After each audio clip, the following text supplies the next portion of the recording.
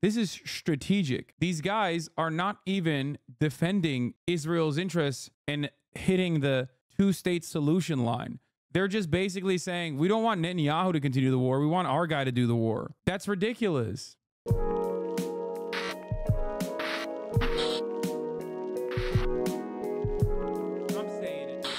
As Netanyahu was speaking on Sunday, thousands were again taking to the streets of Jerusalem and other Israeli cities, calling for his resignation and the release of all hostages in Gaza. Now, the protests are still ongoing. The Israeli Prime Minister met with the family of one of the hostages on Sunday. The father of 19-year-old Nama Levy told Israel's army radio that they left the meeting, quote, disturbed and with no good news. Nadav Salzberger from the Change Generation movement is leading the Tel Aviv protests, and he told the UK's Telegraph newspaper on Sunday that the protests over the weekend were, quote, an eruption of underground currents that have reached... They want the hostages to be released and they want the war to continue to be fair. Yeah, I mean, some do for sure. Chad, is he in Australia for real? Do I look like I'm still in Australia? That was April Fool's, baby. You got debated. The boiling point. And he joins us now live from Jerusalem. Great to see you, Nadav. Thank you so much for taking the time today. Look, over the weekend, we saw an eruption of anti-government protests across many parts of Israel. But your specific movement is calling for something very specific. I want you to take me through what you and your members want. Thank you. So first of all, I want to start by mentioning the 134 hostages still held captive in Gaza, including women, elderly, and children. We are fighting and praying for their immediate release. We are a movement called the Change Generation. After October 7th, we realized that Netanyahu and his coalition have no intent of taking responsibility over the worst disaster in Israel's history. So we have taken to the streets and we formed a young movement comprised of young Israelis, reservists, and students with the goal of replacing the current government with a responsible government, one deserving of the Israeli people. That is our goal. So you're calling for elections and a change in government, essentially? Yes. Yeah, we're calling for election. Over and above, of course, importantly, and the release of hostages, which is important. But you've also said something interesting, and just reading up about what your movement is about, that Netanyahu hasn't prioritized hostages. So what do you think he has prioritized instead?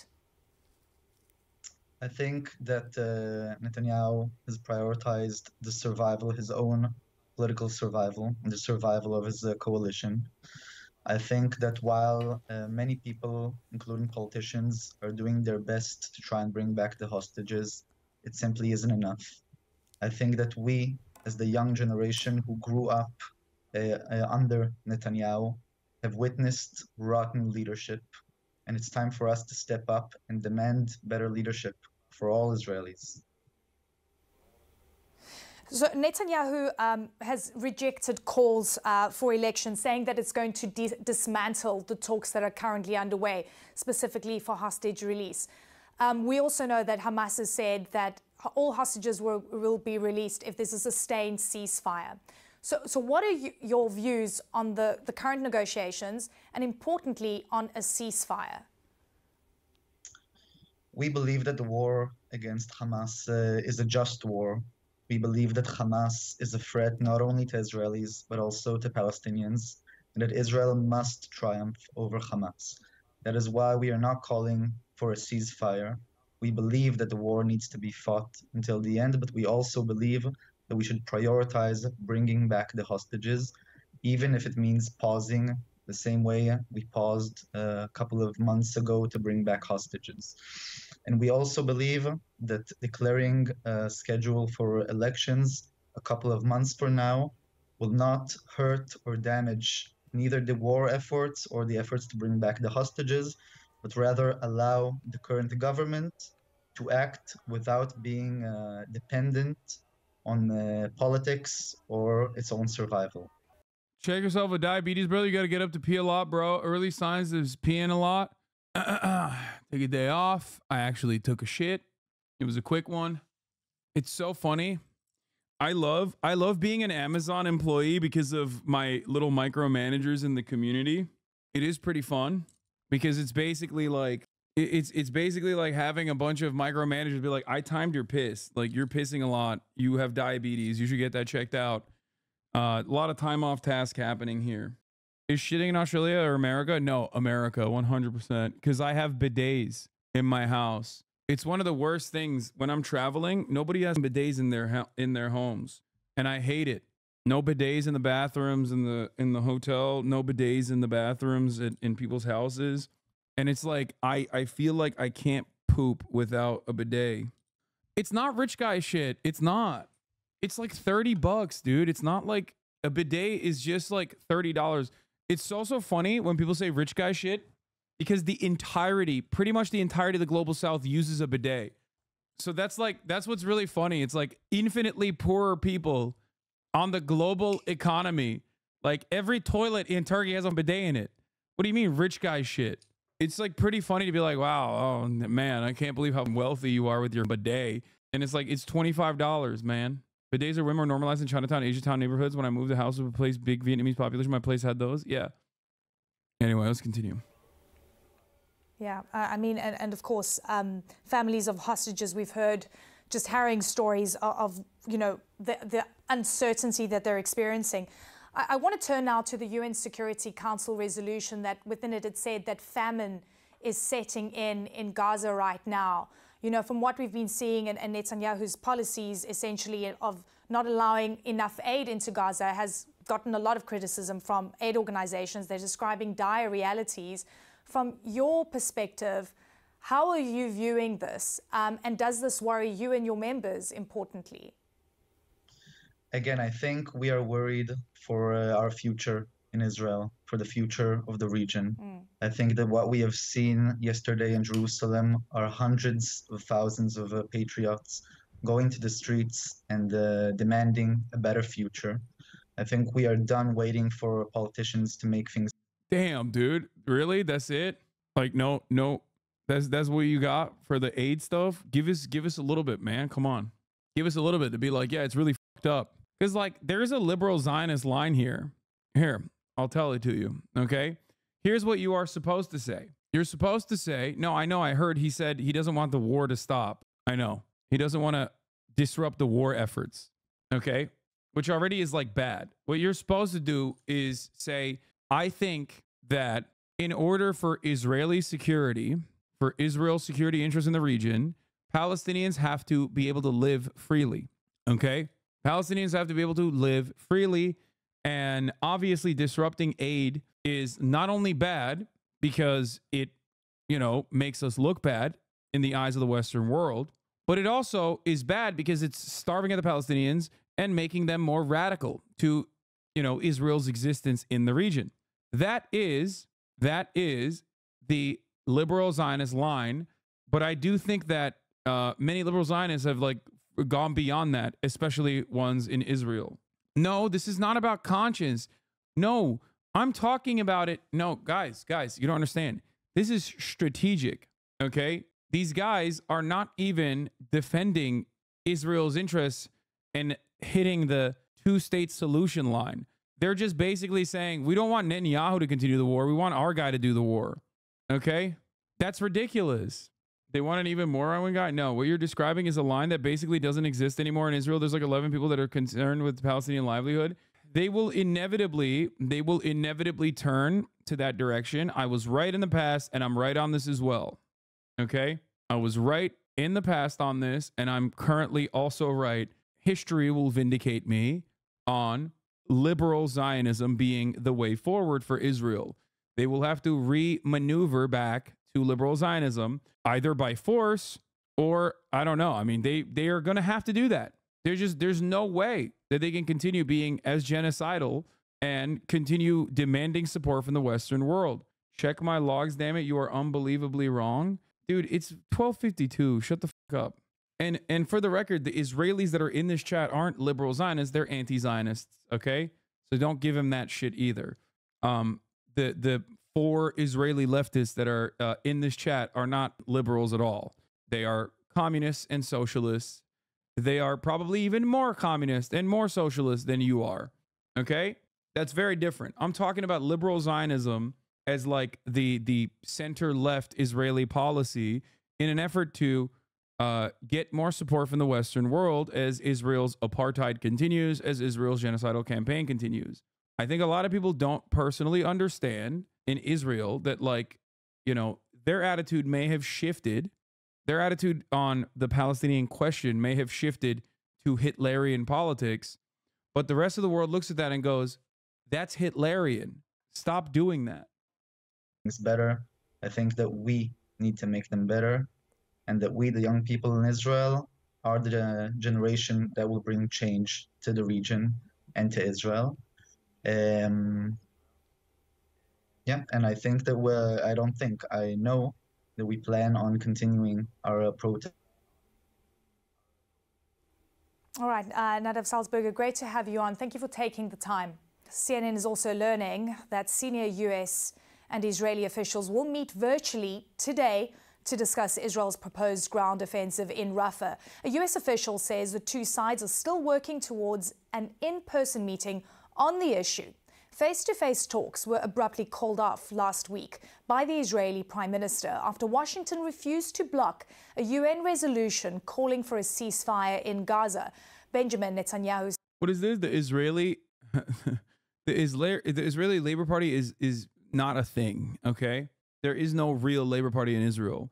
And also, the Israeli Labor Party is not even remotely liberal on the position of Zionism or even on the position of like Palestinian existence. The president of Israel is a Labor Party member who literally has said some of the most unhinged shit, okay? They're not even popular.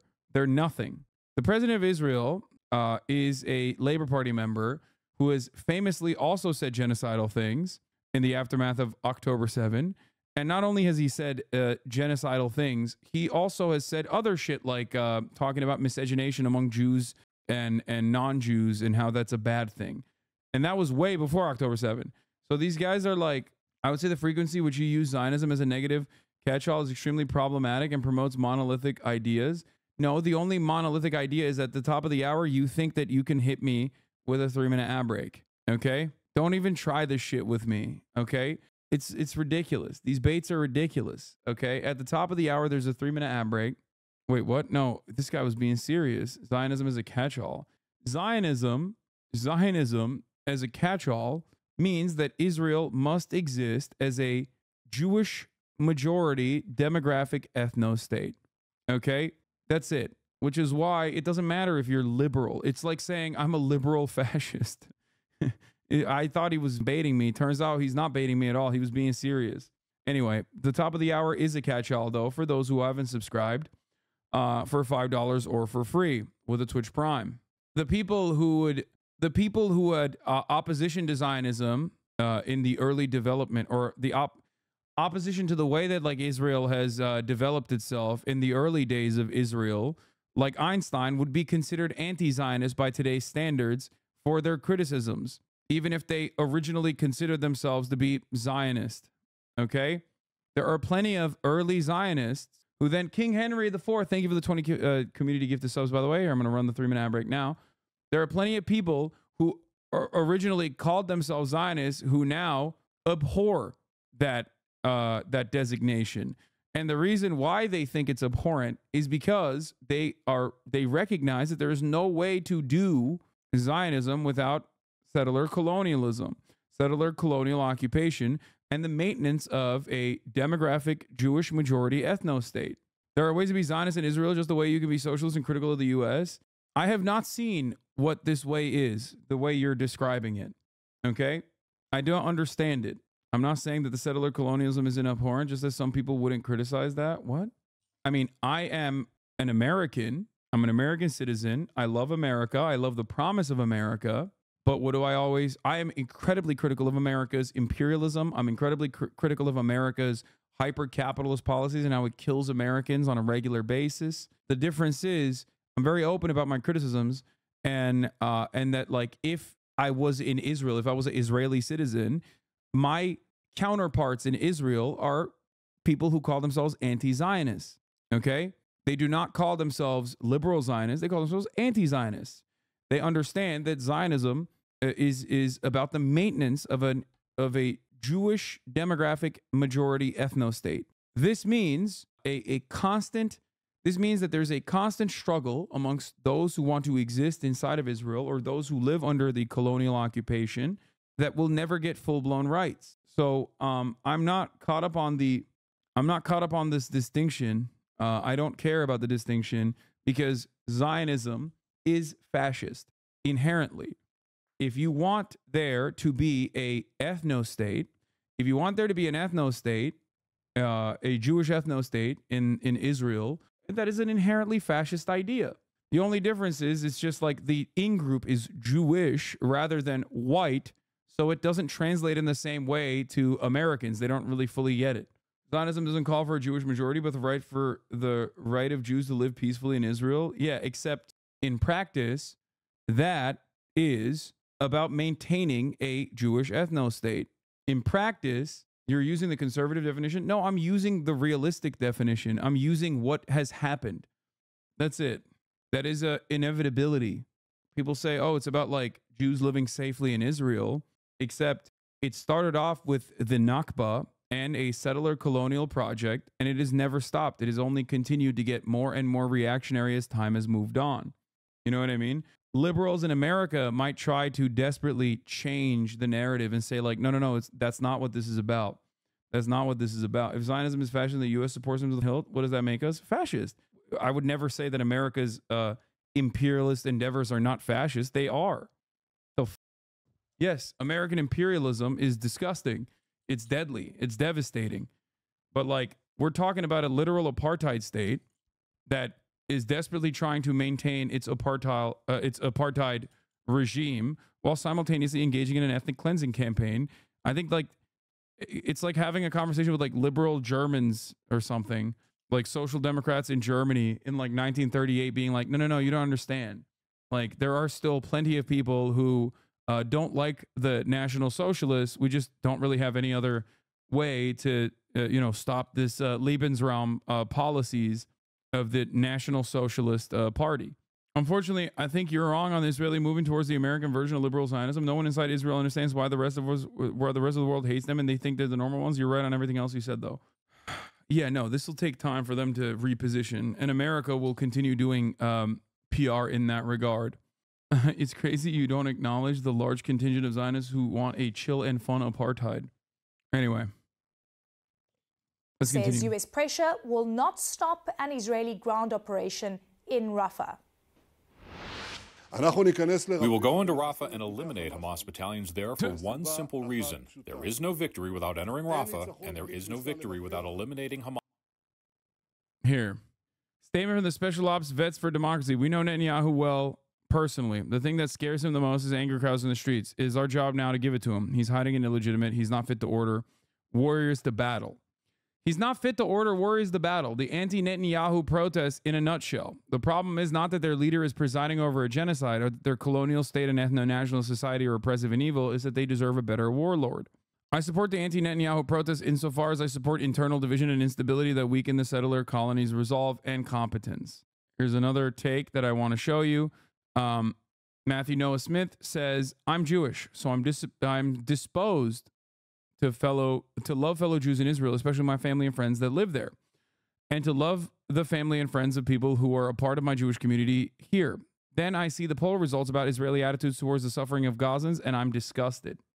This is very important to understand. I know Giannis was on Majority Report today. He's going to be on my stream soon too. To what extent should Israel take into consideration the suffering of the civilian population in Gaza when planning the continuation of the fighting there? October 23rd, 83.5% of Israeli Jews said to a fairly small extent or not at all. December 23rd, it was 81%. There has been a 3% shift only since October 23rd, 3.5%. 80% of Israeli Jews still believe to a fairly small extent or not at all that Israel should take into consideration the suffering of the civilian population in Gaza. Okay?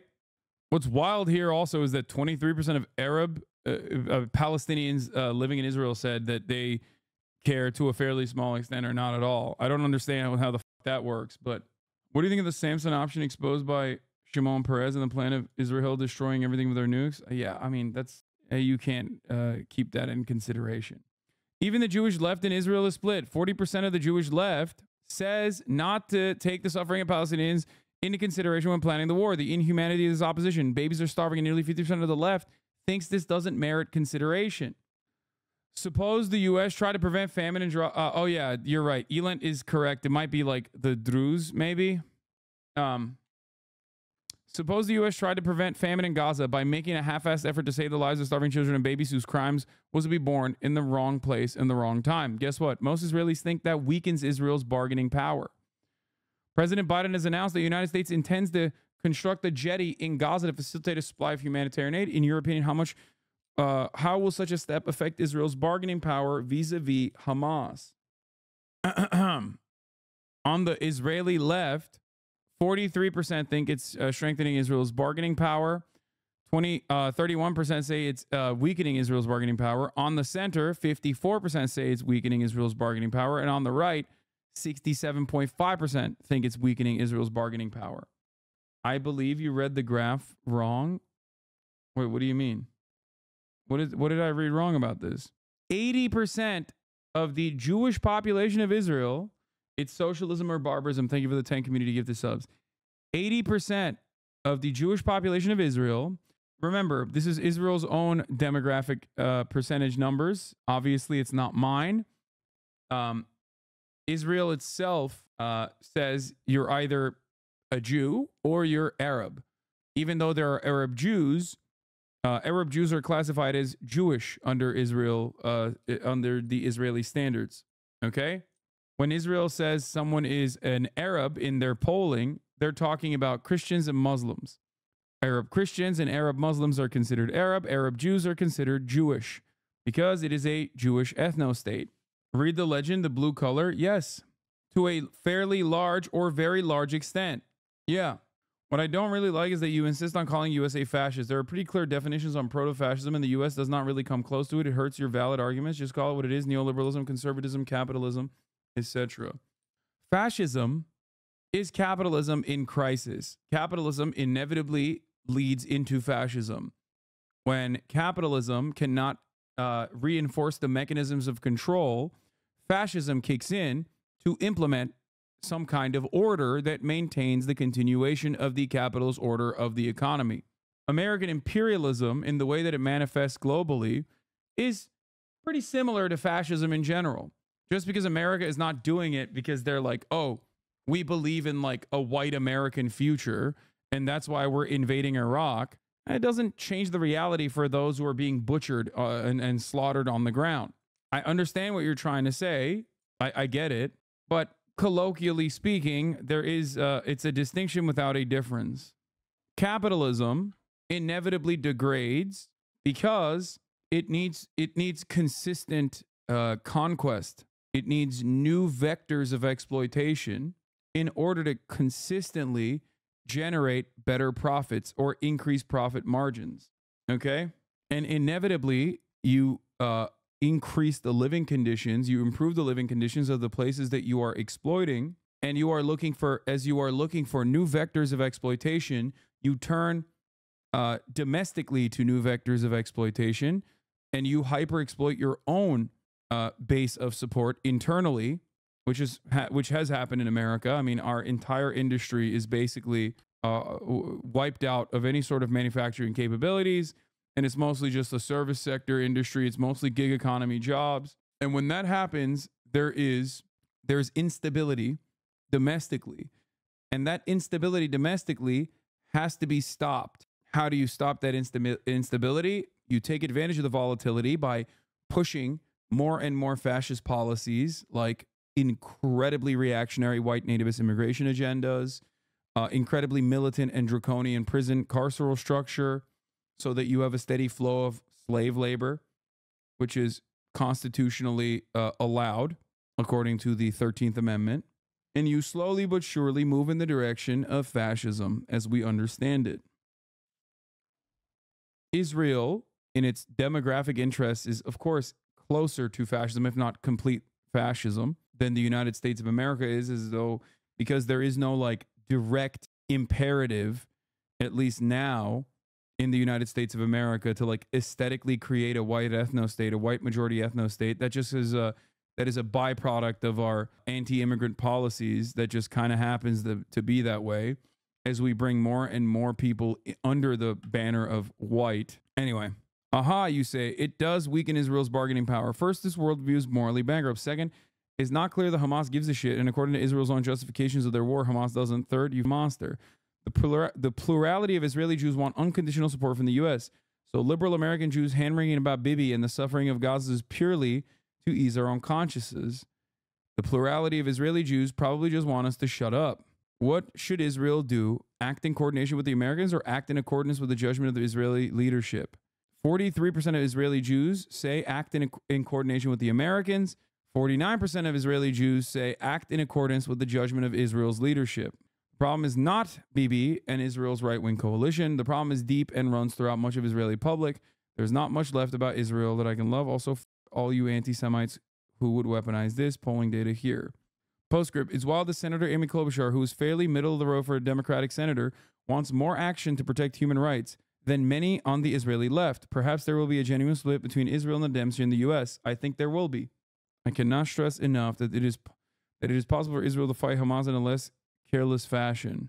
To Israelis who I have no right to speak because I'm not Israeli, I say you have no right to speak of acting for all Jews because you're not diasporic Jews. Stop justifying a war by saying you act not for all of us, you act for yourselves. If you insist on protecting my American family as a justification for killing Palestinian families, then you directly implicate me in war. You give me standing to speak. Anyway, Jesus Christ is Benjamin Netanyahu and the IDF that continues to raise them towards Palestinians. There's no two ways about it. I think a lot of people, understandably, don't want to recognize that this is a problem that is deep, embedded in the minds of many Israelis. Okay? It will change, and it inevitably will change. It will be forced. Israelis will be forced to change their attitude and the way that they conduct themselves in the global stage as a consequence of like Western support diminishing for their genocidal campaign, as it has post-October 7. But it's going to take a while. But I don't understand how people still go like, oh, this is not real Zionism. It's different. This is Zionism. Hamas battalions there. All right, well, talk's back on, and I want to head to Washington now and bring in CNN's Natasha Bertrand. Natasha, I want to get into, what the U.S. has repeatedly said, and it's warned Israel about a siege into Rafah. In this virtual meeting aimed at Netanyahu, do you think that he's going to be able to convince the U.S. that they have a workable plan? Can the U.S. be convinced of a Rafah operation? Well, the answer is that it really depends, because as of right now, the U.S. is extremely skeptical, and they have been urging Israeli officials, including in talks with the Israeli defense minister last week, to come up with an alternative plan, one that is not what the Israelis have been planning, such as a large-scale ground operation into Rafah that could endanger the over 1 million Palestinians that have sought shelter there over the last few months. And what the Israelis are saying is that, look, we need a way to eliminate these remaining Hamas battalions. And the U.S. is responding, well, you could go after them with a more targeted approach, something that targets more senior figures in Hamas rather than going in and doing an all-out assault. And so I think what the U.S. is still waiting to see from the Israelis is a concrete plan to move those civilians out of the area. And that is something that Israel has not been able to provide them with yet. And until they do, until they provide some kind of blueprint for how they're going to get those people out of that area, perhaps allowing them to move back north, then the U.S. is really not going to be on board with this. Now, among the proposals the U.S. has given to the Israelis is to ramp up talks with the Egyptians to try to seal that border so that Israel can conduct these more precision operations targeting these senior Hamas leaders without the possibility that they're just going to then escape, of course, across the border into Egypt. Of course, another aspect of this is that really targeted operation that the U.S. says that the Israelis should try, and that's something that they have been pushing them to do for months and months instead of doing these large-scale operations that really do endanger the civilians there.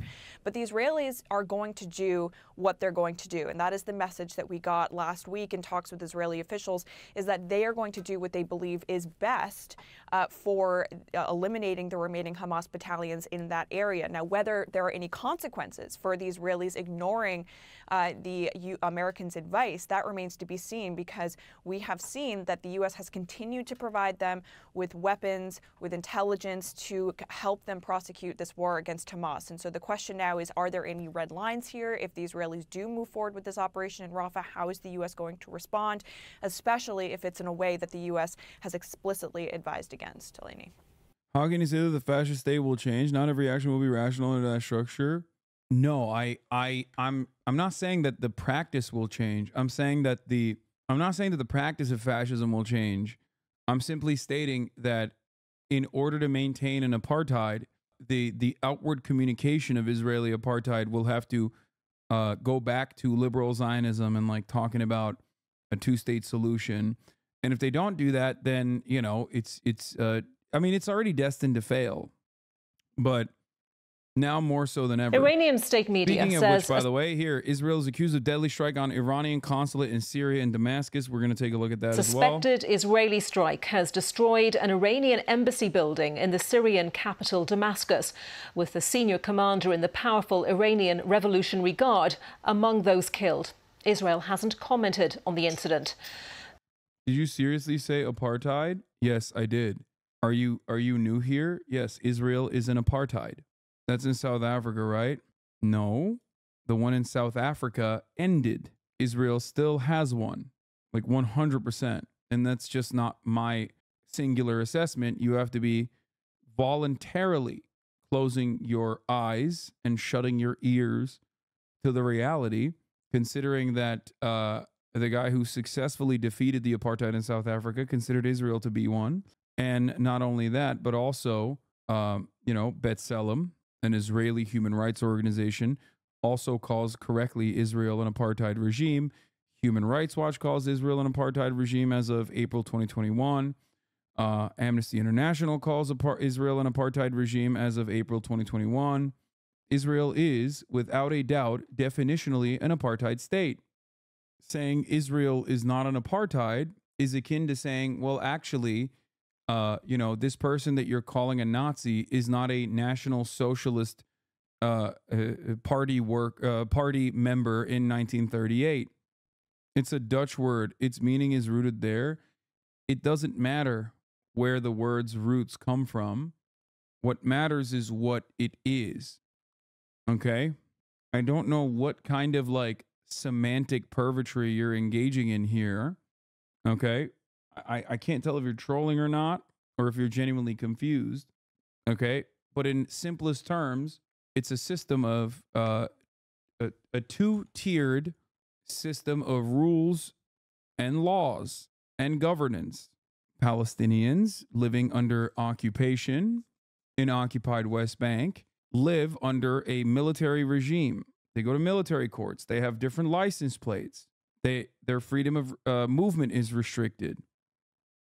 Palestinians living in Gaza are, once again, restricted by the Israeli state. All of this is well documented. These are the latest pictures we have of the scene. Iranian state television is reporting the scene. They're definitely occupied, but not apartheid. Not an apartheid / not a genocide. It absolutely is a genocidal campaign, and it absolutely is an apartheid. I don't understand why people are going this far. I don't understand how people can try to say that that is not the case. Okay? I don't really know what the reason for why so many people are saying this. I actually don't get it. I have seen it. Is there, like, I wasn't live for a couple days as frequently as I am. Is that where a lot of people got radicalized in the opposite direction or something? Is that what's going on? I have yet to hear anyone bring up a valid retort They just say, no, it's not, and they move on. Senior commander is Reza Zahedi, who led the Palestinian division of the Revolutionary Guard Quds Force. The UK-based war monitor, the Syrian Observatory for Human Rights, says at least 8 people have died, but as yet there's no official confirmation of the figures. Iran's ambassador and his family are reportedly unharmed. Well, let's get the latest from our correspondent in Jerusalem. That's Hugo Bachega. Hugo, what more are you hearing about this incident? Yeah, Anita, so this is a very significant escalation. So again, as you said, Iranian and Syrian state media saying that an Israeli airstrike targeted the Iranian consulate in the Syrian capital, Damascus.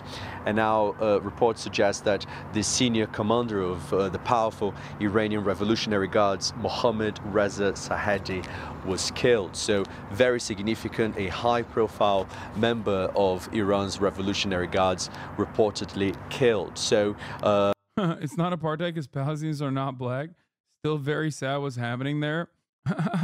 I can't tell if you're trolling or not. That's not how that works. Like, I've never heard that one though. We're hearing now these accusations. We haven't had any kind of reaction from Israeli authorities. We know that over the last few years, Israel has carried out attacks targeting positions and also members of Iran's Revolutionary Guards. But it's very rare for the Israeli authorities to acknowledge involvement in those assassinations. So again, very significant development. We've seen that these targeted assassinations have been happening frequently since the beginning of the war between Israel and Hamas. Hamas obviously is a group that is supported by Iran. It is part of Iran's so-called axis of resistance, and we are having a reaction from Iran already. The Iranian authorities are saying that they're going to give a decisive response. So again, a very significant development. It seems to be a very significant escalation as well with this attack. Hugo, thank you very much for that. Hugo Bachega there. Let's talk now to Faraz Maqsad, who is a senior fellow at the Middle East Institute, about this story. And Faraz, Hugo describing this as an escalation. Do you see this particular strike as an escalation of what's been happening? Well, there's no doubt about that, Anita. I think some might want to sort of write this off as part of sort of the ongoing operations that Israel has been conducting against both Iran and some of the Iranian proxies operating out of Syria, namely Hezbollah. There has been very senior Iranian commanders killed in the past, including one major strike in December. However, this is the most senior Iranian Revolutionary Guard commander to be killed to date. And I think very importantly, what differentiates this is that essentially the Iranian consulate in Damascus, which is under international law, Iranian territory, has been flattened. So some major escalation here on behalf of Israel. Of course, the Iranians have a preference to taking the war to Israel via proxies, indirectly using Hamas, Hezbollah, Palestinian Islamic Jihad, and others. The Israelis here retaliating in a more direct fashion, willing to risk that escalation. Yes, and of course, we're waiting for absolute confirmation that... Yeah, willing to risk that escalation. I mean, they keep pushing and pushing and pushing. And I personally think that Israel doesn't think that Iran will retaliate. Whether they are right or wrong in their opinion, only time will tell. However, I mean, bombing Beirut, which happened months ago at this point, and bombing a Iranian consulate in Syria. Iran just confirmed all 7 killed were IRGC officers, including the head of the IRGC Quds force in Syria and Lebanon and his deputy. IRGC confirms Brigadier General Mohammad Reza Zahedi, Brigadier General Mohammad Hadi Haji Rahimi, 5 other officers, Hussein Amanullahi, Sayed Mehdi Jalalati, Mohsen Sadakat, Ali Agha Babei, Sayed Ali Salehi Ruzbahani were killed in the airstrike in Damascus, the Israeli strike in Damascus. The Brigadier General Mohammad Reza Zahedi was known as the head of the IRGC Quds force in Syria and Lebanon. Brigadier General Mohammad Hadi Haji Rahimi was his deputy and replacement. Others killed also reportedly include IRGC QF Chief of Staff for Lebanon and Syria.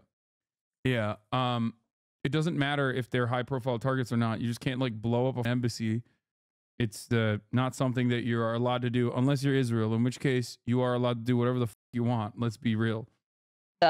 Mohammad Reza Zahedi is amongst the dead, but that is certainly the report that we are getting. If we look at these images from the scene of the explosion, I'm going to ask our director to pull up those images for us. As far as we know, what we're seeing here is part of the consulate, but the buildings on either side appear relatively undamaged, so it does seem to have been a very precise strike. Yes, Israeli precision in going after these individuals, whether they be in Syria or even in Lebanon, has been quite remarkable. What has also been remarkable and noteworthy is the fact that the Israelis have quite powerful operational intelligence. They know where these commanders are. They went after several senior Hamas and Hezbollah commanders in Lebanon, targeting them within meetings, target them in their own private quarters.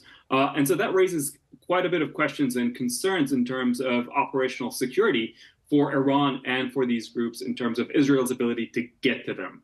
OK, Faraz, thank you very much for your thoughts on this developing story. Faraz Maqsad from the Middle East Institute. And let's get more now from our international editor, Jeremy Bowen, who is in northern Israel. Jeremy, hello to you. And I'd like you, for our viewers, to put what has happened in Damascus into the wider context of what's going on in the region, especially since the war between Hamas and Israel. Well, essentially, there's been an increasingly serious war going on over the Israel-Lebanon border between Israeli forces and Hezbollah, which is the political militia movement, dominant one in Lebanon, which is very close to Iran, also very close to the Syrian regime. Now, if it wasn't for the fact that so much has been happening in Gaza in the war since October the 7th, I think there'd have been a lot more international attention on what's been happening here. And of course, there are connections. That's why it's going on. So what we've been hearing here this evening, there's been quite a lot of air activity going up towards Lebanon. The border isn't too far from here. And I think what's been going on, as you've been hearing, this is an escalation by Israel.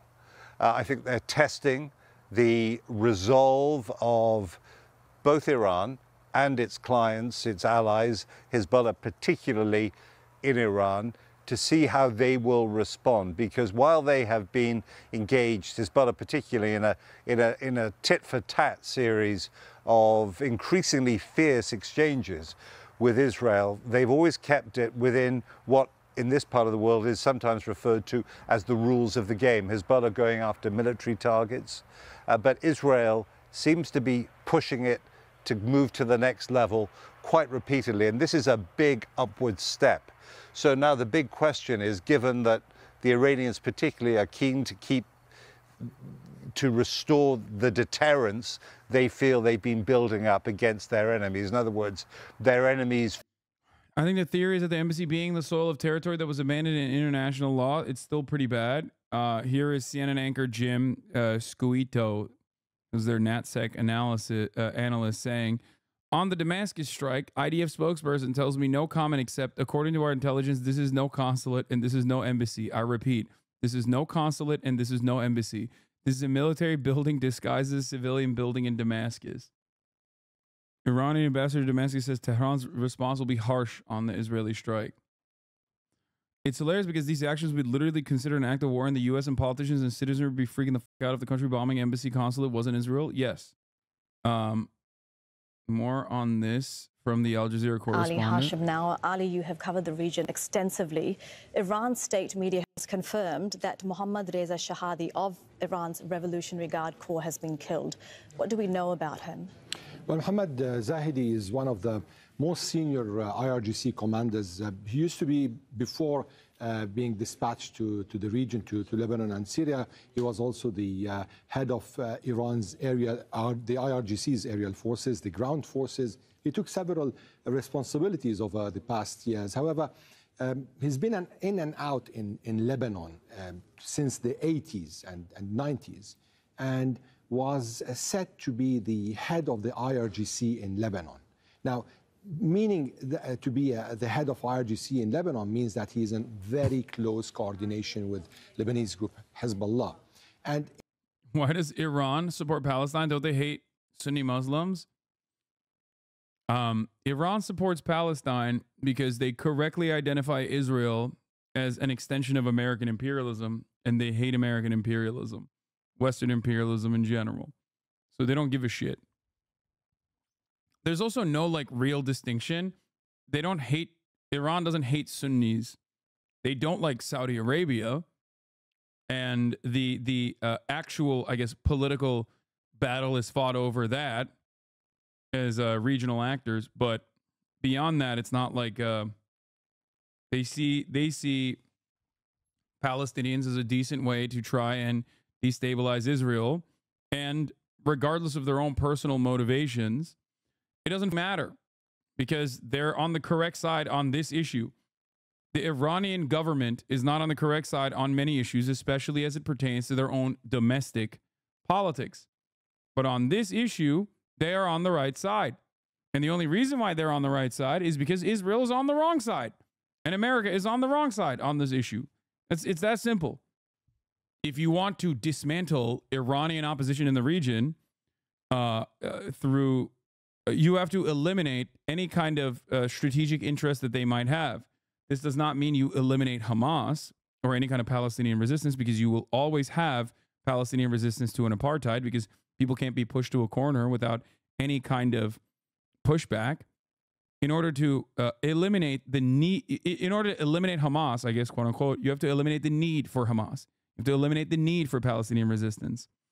So a real, stable, long-term plan would be to eradicate the apartheid, would be to dissolve the apartheid state and create long-term stability. Of course, no one wants to do that. In 2021, after Javad Ghaffari, who was Iran's IRGC commander in Syria, was dismissed, he was appointed as the head in Lebanon and Syria. So he's a very senior commander, and he has a lot of respect inside Iran, especially within the hierarchy of the leadership. Okay, so really a huge target here. It's, of course, not the first killing of someone from the Islamic Revolutionary Guard Corps since the war on Gaza began. We were hearing from our correspondent in occupied East Jerusalem, Hamda Salhoud. She was talking about the assassination of the Hamas leader, Salah al-Aruri, and he was said to have, you know, been going between Hamas, between Hezbollah. If we look at the pattern of who's been killed since October 7th, who is Israel going after? Well, in fact, there have been several assassinations over the past 6 months, starting with a couple of Iranian IRGC tech guys. They are officers in the IRGC, but they're mainly specialized in technology. And I think as the Israelis accused them, they were responsible for drone attacks. These were the first 2 IRGC officers who were killed in Syria in an Israeli airstrike. Then there was an assassination of a Hamas operative in Syria, and that was surprising because of all what we know on the kind of troubled relations between Hamas and Syria, and that was responsible for launching rockets from the Golan Heights, from Golan towards the occupied Golan. Then the assassination of Razil Musawi, who was the IRGC logistics guy. He was one of the most senior IRGC commanders in Syria, and actually he was killed near Damascus.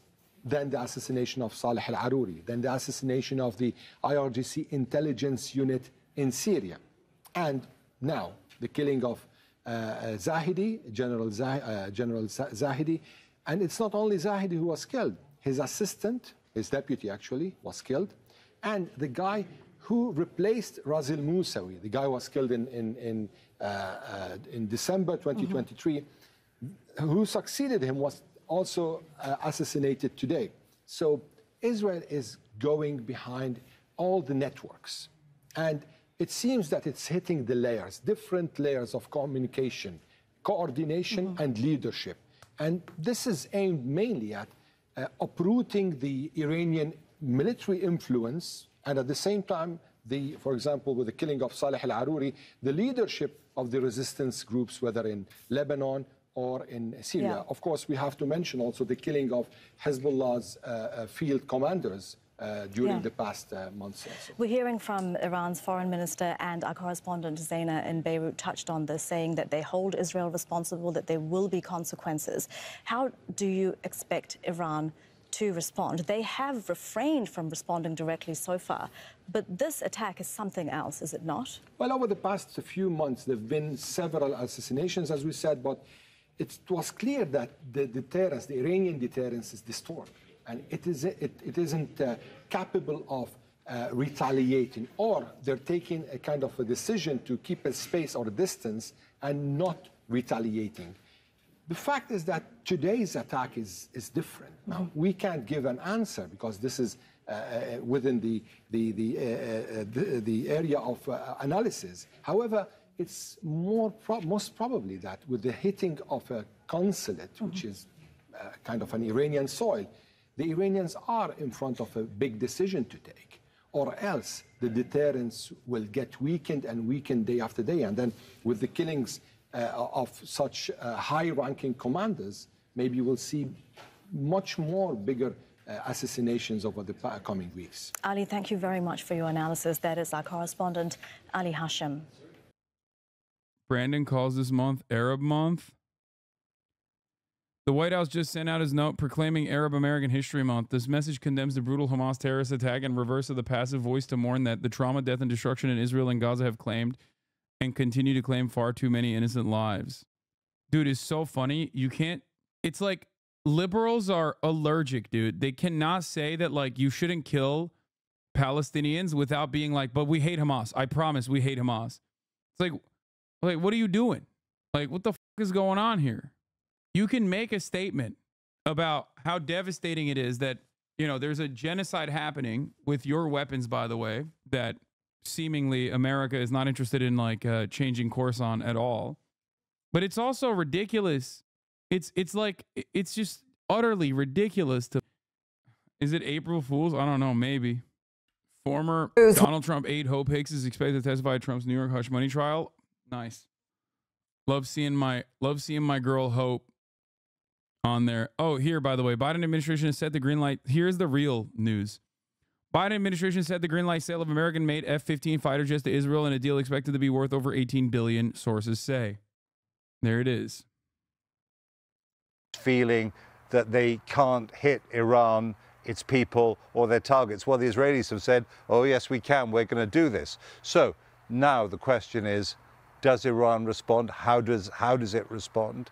It may not be the way that you'd expect. It may not be, you know, I wouldn't expect them to start sending missiles into Israel. Far from it. It might be a cyber attack. I mean, this is all speculation on my part. But the point is that this really increasingly dangerous war between Iran and its allies and proxies and the Israelis has tonight taken quite a big step up. And what impact, Jeremy, do you think that is going to have on the ground with regards to the situation specifically in Gaza? Well, I think that Gaza now has its own dynamic there that's going on. I don't think that, you know, that you can actually, there have been responses elsewhere in the region because of what's been happening in Gaza. I don't think it necessarily works the other way around. You know, the point is, when all this started 6 months ago now, October the 7th, there were fears that the war would spread. Well, the war has spread, and that has been clear at the very least since the end of last year. And this is another example of the way that a part of the world that is fragile and incendiary that has now taken another step up.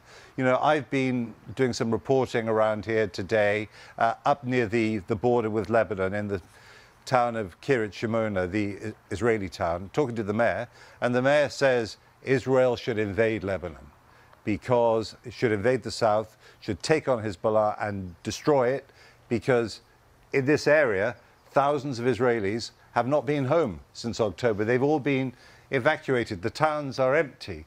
So, you know, this is something which is a continuing crisis, which has every chance of getting worse. Jeremy, thank you very much. Jeremy Bowen, there for us, our Middle East editor. Do you condemn Iranian hostility and their reckless placing of an embassy where airstrikes and explosions just so happen to go off? Yeah, it's really fucked up that they did that. Do you want to speculate on possible war escalation? I don't. because I don't know. I don't know what Iran will do, because so far they have not gone above and beyond. Like they have not. They've not retaliated in kind, I would say, beyond pot shots. Anyway, and I do feel like Israel is testing the boundaries of what they can get away with. Like how far they can continue killing Palestinians with American support, how far they can continue escalating in the direction of opening up multiple fronts. They bombed Beirut, if you remember, and now they're bombing Damascus. I mean, these are both severe escalations, and I don't know. I don't know how Iran will retaliate. But what I do know is that America needs to try and restrain its attack dog, and they are not doing that at all. They might act like they are in that business. They might act like they want Israel to aesthetically pull back. But what are your thoughts on the destruction of your career? You seem to have only 20K viewers. Yeah, it's really bad. I'm suffering, dude. Once again, really bad, I know.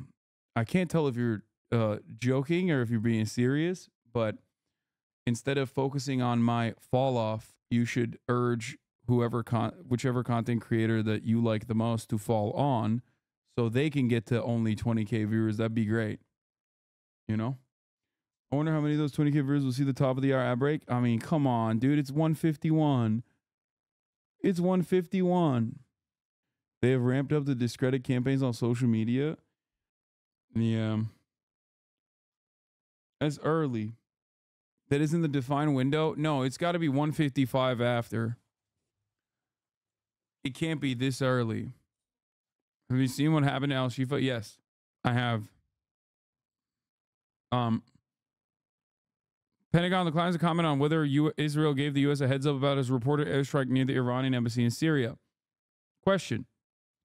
There were reported Israeli strikes, a building next to the Iranian embassy in Damascus. Of course, the inaudible. Did the Israelis notify the U.S. that they would be striking next to the Iranian embassy? Miss Singh, I don't have anything more on that one. Now, another question here is to ask why the United States is offering more lethal aid and specifically F-15s to Israel. I'm trying to find this. I'm trying to find a news article talking about the F-15s specifically. Biden administration set the green light $18 billion sale of F-15 fighter jets to Israel. They are close to approving the sale of as many as 50 American-made F-15 fighter jets to Israel in a deal expected to be worth more than $18 billion, according to the three people familiar with the matter. The transaction, which would amount to the largest U.S. foreign military sale to Israel since the country went to war with Hamas on October 7, comes as the administration is also expected to notify Congress soon of a large new sale of precision-guided munitions kits to Israel, the people said. With Thoris, thank you for the 10 gifted subs. The new sale of some of the U.S.'s most sophisticated weaponry underscore the extent to which the U.S. continues to support support Israel militarily, even as Biden administration officials criticize Israel's operations in Gaza, which have killed more than 32,000 Palestinians since October, according to the Gaza Ministry of Health. The sale is likely to be hotly debated in Congress, particularly by members of the president's own party. U.S. weapons sales to Israel have come under intense scrutiny in recent months, and Democratic lawmakers have called for restricting military aid to Israel until it allows more humanitarian aid into Gaza and does more to protect the civilians there. My Bourbon Gamer, thank you for the 5 gifted subs. Since Hamas's attack on Israel in October, which killed over 1,200 Israelis, the U.S. has made more than 100 foreign military sales to Israel. Most of those have fallen under the specific dollar amount required a notification that requires a notification from Congress. An official familiar with the matter previously told CNN. Here's Hümeyra Pamuk asking a Reuters foreign policy reporter, Hümeyra Pamuk, who's Turkish, by the way. Shouts out to her. Asking the State Department spokesperson about arms transfers to Israel, despite the admitting that far too many Palestinians have been killed. Seamus says, listen to this answer here by Miller. He's explicitly referencing Iran and Hezbollah when talks about why it's sending 2,000-pound bombs to Israel for supposed self-defense. The U.S. doesn't want de-escalation. They want a regional war. Change. It is not conditioning weapons to Israel, but when you go and make such an authorization of the transfer in recent weeks, even if the actual weapons transfer has been approved years ago, don't you think that is going to damage the weight of your word, your credibility, and basically your sincerity in saying? It does. But America has had this wishy-washy approach from the jump. They have been very consistently inconsistent on Israel. They keep talking about how Israel needs to cut it out while simultaneously giving them more weapons. Bullshit. That far too many Palestinians have been killed. I do not agree with that at all. We have been very clear that we want to see Israel do everything it can to minimize civilian casualties. We have made clear that they need to do that they need to operate at all times in full compliance with international humanitarian law. At the same time, we are committed to Israel's right to self-defense, and this is a long-term commitment the United States has made, that it made before October 7th, and that continues it continues since October 7th. So obviously, the fight in Gaza is connected to Israel's long-term security in very substantial ways. I got into some of that with response to Matt's question.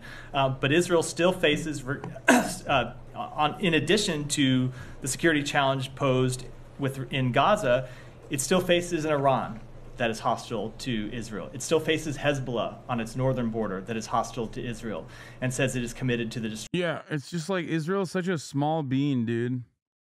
And they're constantly under threat, constantly under attack. You know? Just no matter what. Of course, not on its own, you know what I mean? Not because they are not because they're constantly fucking attacking in every direction, but because everybody just hates them because they ain't them, you know? Here. This caption doesn't portray how alarming this answer is. He explicitly says the 2,000-pound bombs are for Israel to use against Hezbollah and Iran just after Biden sent Israel 1,800, like 1,800 of them, their intent on triggering a region-wide war.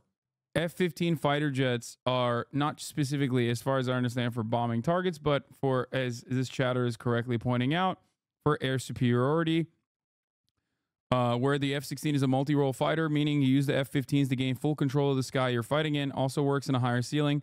This could mean that they are expecting escalation from Lebanon, Iraq, Syria, and Iran. Destruction of Israel. And so we are going to continue to support Israel's ability to defend Lamau, this chatter has it backwards, but sure. Itself against those sworn enemies that want to see it end as a modern state, or a state at all. Just to follow up, a 2,000-pound bomb is self-defense, in your opinion?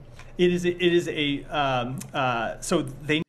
The thing is, like, there is no air superiority in a 2,000-pound bomb, though. Like, that's just specifically for bombing targets on the ground. 2,000-pound bombs are not for air superiority. It's just for, unless you're talking about like blowing up anti-aircraft weapons, I guess, that are on the ground. Wrong. In Desert Storm, a 2,000-pound bomb was used to hit a moving Hind helicopter. Okay, that's like so rare that you brought that up, though.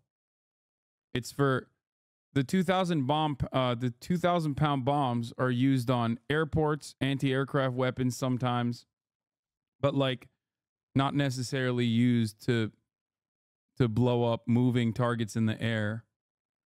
Air superiority over what? Hamas's famous fleet? No, air superiority over what they suspect could be a regional escalation from other regional actors. I don't even know what the air capabilities are as far as like Iranian air capabilities, like Lebanese air capabilities and Syrian air capabilities beyond like suicide drones and drones in general, and also rockets. So I don't get it. Israel itself reporting civilian bombing and they're proud of it. Then you watch the U.S. report twist it. Yes. They need to have the ability to defend themselves against a very well-armed adversary. Like I said, Iran, Hezbollah, which has thousands and thousands of fighters and quite sophisticated material and quite sophisticated weaponry, as we've seen them deploy, excuse me, against Israel in the last few days. So yes, they do need the modern military equipment to defend themselves against those adversaries. In Gaza before, in the beginning in Gaza. And we have made clear to them that whatever weapon they use in Gaza, be it a bomb, be it a tank round, be it anything, that we expect them to use those weapons in full compliance with international. Yeah, totally. They're not right now, but we expect them to in the future, even though we're making zero efforts to get them to use those weapons adequately in the future, because using those weapons adequately in the future would dictate using them in a defensive posture, even though they're currently in an offensive war against a small, tiny sliver of the region that they've basically trapped, like a little prison, like an open air prison that they're bombing relentlessly. I told you guys this rhetorical trick from the jump. They always act like these are defensive weapons that we're sending to Israel in an effort to justify being able to send them without like violating our own laws. Not that we give a shit about the own laws anyway. And then Israel, knowing full well that they're going to get these weapons, are using said defensive weapons in an offensive posture within their arsenal. That's it. It's just a way to get around, the pesky international laws and rules that we have created. There is no defensive bombing in Gaza. It doesn't work that way. It is not defensive in nature to blow up a building next to the Iranian embassy in Damascus. There is no defensive blowing up of a building in Beirut. These are not defensive actions. These are not only offensive actions, but they're offensive actions on foreign soil. An act of war, like a deliberate and direct act of war. Everything that they're doing in Gaza is ethnic cleansing on top of that. National humanitarian law, and we have had very frank conversations with them about the fact that far too many civilians have died through their. Anyway, so yeah, that's it's great. Fun stuff overall that America keeps saying like, oh, no, you don't understand. Israel, small bean. Israel needs to cut it out. Israel, not very chill, not going to lie. While simultaneously, we're like, but here's $18 billion worth of F-15s, which will require congressional notification.